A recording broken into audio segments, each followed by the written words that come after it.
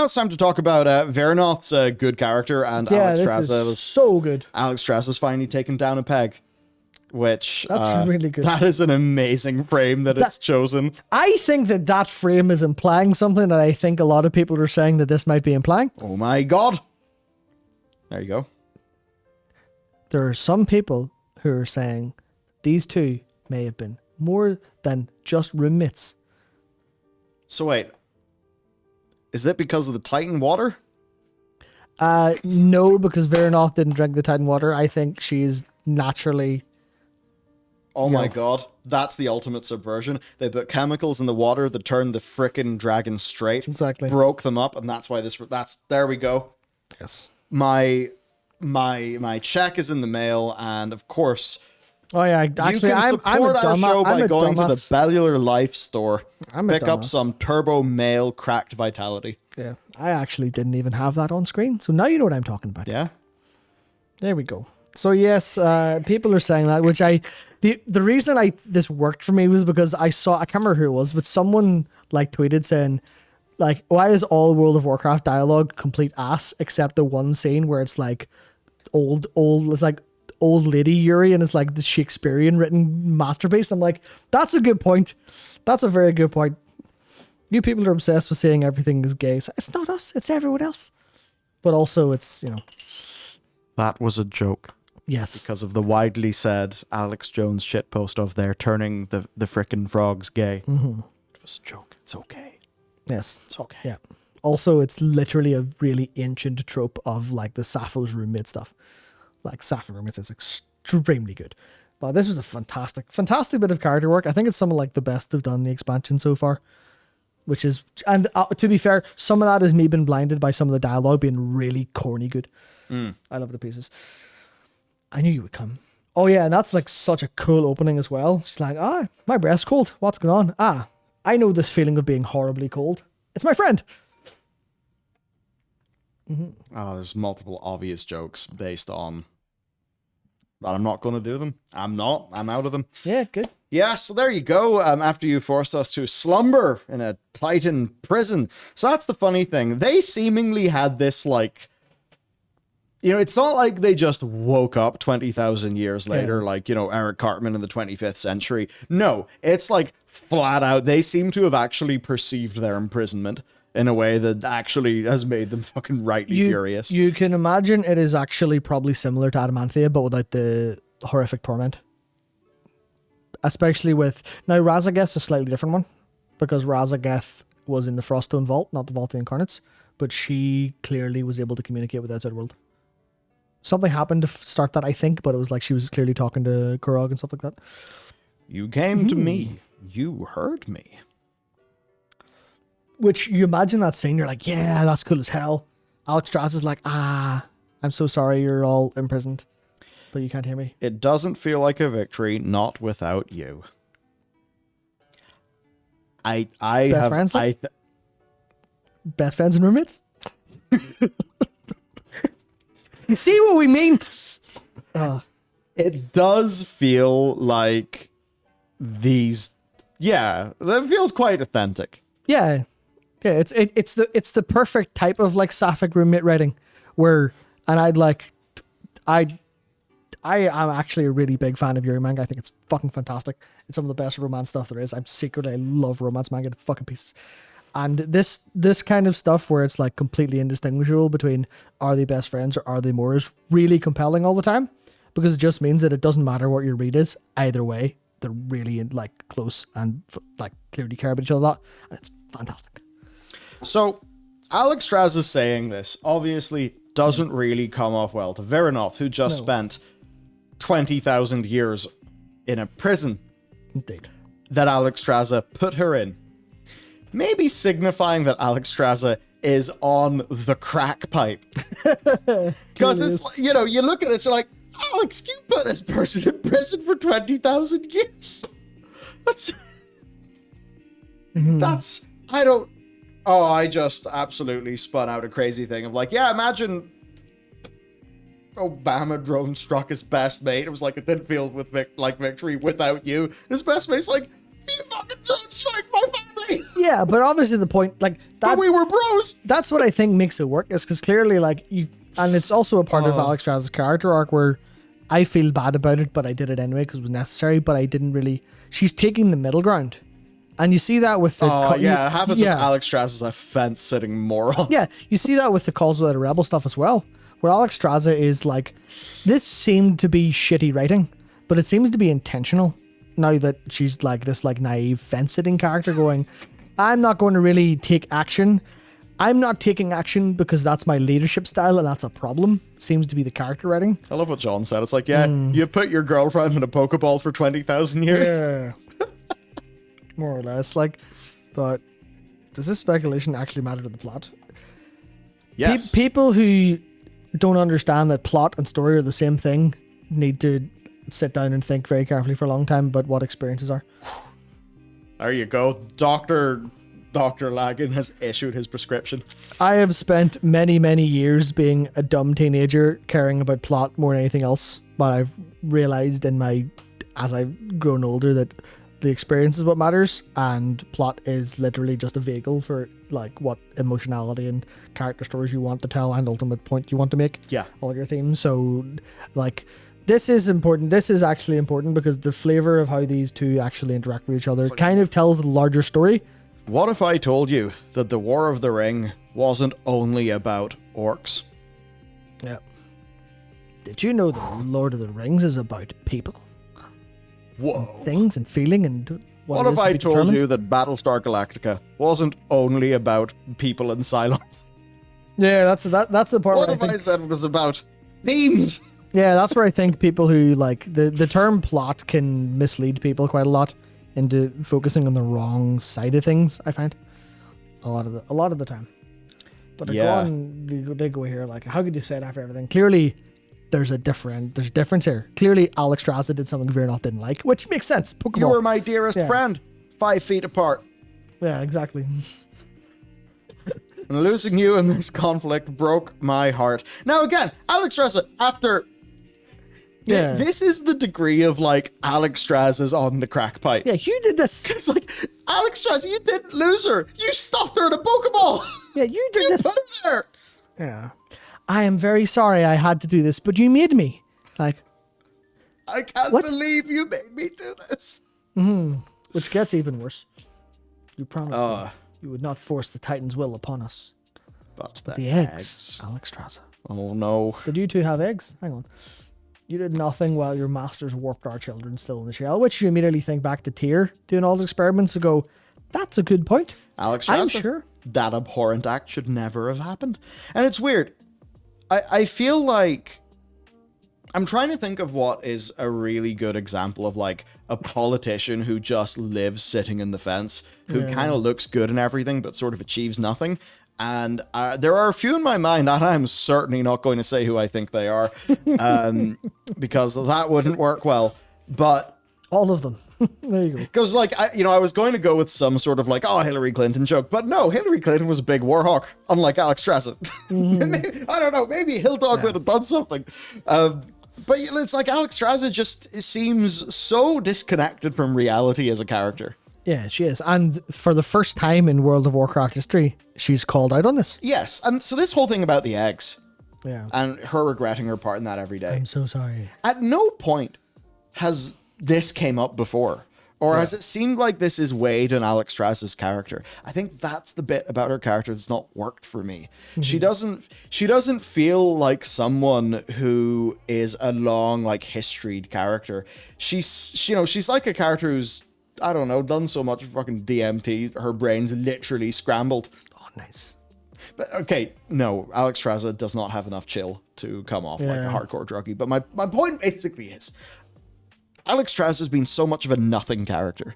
But that's now we realize that might actually either that's by design or that has been noted by whatever caused this to be written and directed and stuff. Because now it's literally being called out. Because you think about right. So this is the bit that's weird. Remember we see Alex Straza talking about Tyr. Like Tyr was like as if Tyr was her literal father. He was that to them in a lot of ways. Now, the egg thing was orchestrated by Tyr. We Yes. know that because we've read Odin's DMs. We have. Now, And also we were in his lab. it feels a little bit incongruent. A little bit, yeah. The way that she spoke of Tyr in 10.0 did not speak of a complicated relationship with a father figure. No, he was great. Like, They were like loved him. full devotion. This guy, he was the fucking best. Even though here, apparently, Alex Straza believes that Tyr had a hand in an abhorrent act that should have never happened, that every day she regrets her part in. Now, if she Potentially. regrets her part in, that every single day, why would she talk about Tyr the way that she did at the start of this expansion? Which then makes me think you're probably right that this actually might be Blizzard realizing that they've really fucked up Alex Straza as a character. yeah, or there's also... I hope it's that. there's because two that other would things. show learning. Yeah, there's two other possibilities. One is that it wasn't here and there's a different act, which I kind of doubt. The second, and I also doubt this, which means it's probably not either, but it would make sense just for completeness sake. So you look at Alex Straza, and you look at Neltharin, and you look at all of the dragons, and then you look at the primal dragons. They're a bit different. Why are they different? Because Tyr filled them full of order stuff. Yes. Could that have had any impact on how they think about Tyr? In the way that all of their eggs are infused with boy. order water to soft mind control them? I say soft mind control because it's clearly like a suggestive kind of Yeah. thing or a pliability. So is there like... I mean, it does Yeah. it does have, and this might be Blizzard's point because they're clearly trying to say it's a problem. Well, see, here's the thing that I thought was weird. It comes off, the way that it came off to me was like, those primal dragons are noble savages. Noble savages. I'm obviously referring to history when I use that phrase. And it felt to me like there was almost a sort of like colonial style thing going on with the Titans. It all seemed quite coded that way. Yeah. But then Steve Denuser Titans are in the an- Brits. Yeah, and then Steve Denuser in an interview was like, "Oh no, it's nothing bad like that. It's just to suggest them in the right direction." And then it's the bit where was it Denuser? I don't know. Somebody I think said it to that was, effect in the yeah. interview. And I was just sitting there being like, "Are you guys like aware of your stuff? Oh, fuck. Do you know what you're doing?" Yeah. I have several questions. Yeah, I have questions too. But oh dear, you could clearly. I think they haven't quite figured out what the order water does, or what any of this, if this is soft mind controlly things, because it does feel a wee bit like this is Hong Kong Titans of the Brits. Like feels a wee bit like that, to be honest. But That said, yes, we want the this what we're putting in the water supply of Hong Kong. No, it doesn't do anything to them. It just means that they now enjoy having afternoon tea and crumpets. Yeah, It's just nothing bad. That's just what water does. yeah, exactly. But I think to move on, because I think we've kind of beaten that horse a little bit. Your lies have grown sweeter. Oh, ooh. Honey to hear, poison to taste. I like that. I like That's that line good. a lot. That's very good. Fair enough. You have always fought for the good of dragonkind. You see, this is a hilarious thing because it's Alex Strauss was like, "You've always fought for the good of dragonkind," in brackets, i.e., against me. Yeah, i.e. against my masters. So that's why you were in jail forever. Now, I know that this is Alex Strauss being like, "Look, we both wanted the right thing for our people, and we have disagreements." But I know where your fight comes from. I know that's what Blizzard are going for. But again, it's like they're continually teasing introspection out of Alex Straza. It's like one of those. I don't know if like Americans or like mainland Europeans have them, but those things in like shopping malls where you'd put like a coin in, it would roll around, and it deposits into the charity box. But kids would do it because you put it in and it goes spinning around. Oh yes. Or whenever you literally like something circling a drain, but it just keeps going round and round and round and round and round and never falling That's in. just Alex Strauss's head. Yeah, that's Alex Strauss's character development. It's just round and round and round and round, like, please fall in. But Iridacron does not. He's a nasty fellow. Vengeance is all he craves. Verinoth, still so naive. Which is- Believing Yep, that's her. the world we once shared still exists. It is gone. And they're in the same. And so, yes, all that remains is vengeance. There you go. Yeah. She's And- not completely convinced, as evidenced by the fact that she's there. Yes, because that's the thing. Iridikron never showed up and said, "Here, dickheads, I'm gonna fucking fight you." He showed it. He didn't. He was like, "I don't want to talk to them. I just want to kill Azeroth and fuck with the Titans plan." He didn't give a shit about any of this outside of, you know, doing what he needed to do. Whereas this case is Veranoth goes to the effort of showing up, and in a non-threatening way that opens with this like cold breath, like sneaking up on her, like, "Hello, what's the crack?" And then they have like this, like clearly like emotionally charged moment of, we were friends, but we were different. We What's were ideologically different. But so- then it ends with, because it's this bit of vengeance. He only knows vengeance. That's the part where Alexstrasza is actually right. Yes. That Iridikron doesn't give a shit about them or dragons. So you can see a version or a part of this where would Veranoth be susceptible to some sort of hello Veranoth, would you like to make the right choice for Dragonkind? Because if Iridikron gets his way, we're all dead. And that's the kind of thing of, oh, actually, you know, fair enough. Maybe vengeance is good and all, but wouldn't renewal be better? Anyways. There you go. Basically, they are putting chemicals in the water that are making the populace vote for one party. Exactly. And some people are a bit sus about that. In other news, Dominion Voting has sued Blizzard for $15 billion. Yeah. I'm just shitpost. It's okay. It's okay. Don't worry. It's okay. It's okay. Don't be angry. It's fine. So there's like, to talk about this like in a more meta sense as opposed to literally speculative. How could we get any more meta? My head's about to explode. I think this is great. Yes, I like it too. I really like this. It was a little bit Shakespearean, but I like that. Some people might go, well, it kind of came out of nowhere. But I actually really enjoy how this went. It clearly showed us Veranoth being more than anything we've seen so far. We've definitely seen, like, Alexstrasza now has, for the first time, literally ever, someone said, Alexstrasza, you're naive and you're talking shit. And it immediately, like, it is a dagger to the heart of what her kind of problems are, which is she's naive. She believes in this world where everything's fine, even though it's not, which is, again, you show that into the Cause Without a Rebel quest line, and it's the same thing, where she's oblivious to the problems around her, including this one. So there's maybe a way out of it. And this is where I think, with knowing that we're going to do tree stuff in 10.2, knowing that we've got the Dream coming up and Druids coming up, knowing that it's Fyrakk and Veranoth, I have this vision. And it's, some of it is because, you know, some writers can't avoid the cliches. And if I was a creative director of things, I would be the same.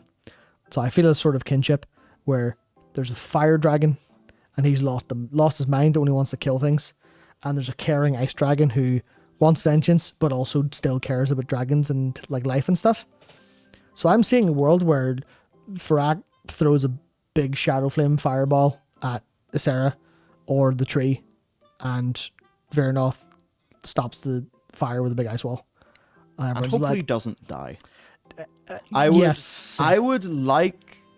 Thus far, I'm thinking that I would like Veranoth to survive the expansion. So- because I think that the way that this resolves, it cannot be. And then Alexstrasza, the person who supported the water plan, Yeah. killed all of her enemies to the point of extinction. There are no more primal dragons anymore because we fucking killed them. It can't be that. I think that would be very bizarre thematically. Therefore, there probably needs to be some form of reunification. And that's why I fully believe that Veranoth will survive this, or she will die and there'll be like a successor or something. Probably, because there's no successor characters, probably live, and she will take the 6th spot in the Dragonflight, in the Valdrakken, top of Valdrakken, because they didn't put a Dragonkin up there. They went in the culmination of the Rebellion storyline. They went, we'll talk to you and treat you like humans because we kind of treated you like slaves. Whoops, our bad. Didn't realize. Wow. But I think definitely a 6th aspect that's actually a primal dragon and is the first step on the way to the dragons reuniting and becoming one global Dragonflight makes more sense to me than anything else, because that's the way the story's going. Because if it turns out the aspects and the Titanic dragons are all that's left because all the primal dragons have been killed, that would be really fucked up. That'd be really stupid, and there'd be no theme involved. There'd be no writing here. It would just be stuff happened, and it all sucks. And I feel like they're just good enough to not let that happen. They might not take their themes the whole way home, but at least they put them in the game. Yeah. So I feel like that's what I expect to happen. Vernoth will have a face turn and stop Farak from blowing up the tree, or from killing a Sarah or Marithra or something. Maybe Marithra, because she's like obviously Alexstras's sister's daughter.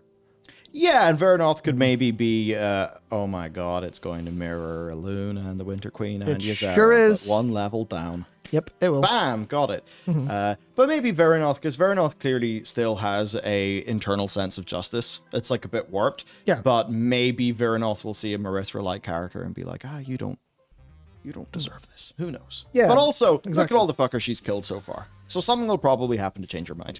Yeah, that's Finally, that's it. Yeah. not to break anybody's neck with Whiplash, StarCraft 3 hard confirmed.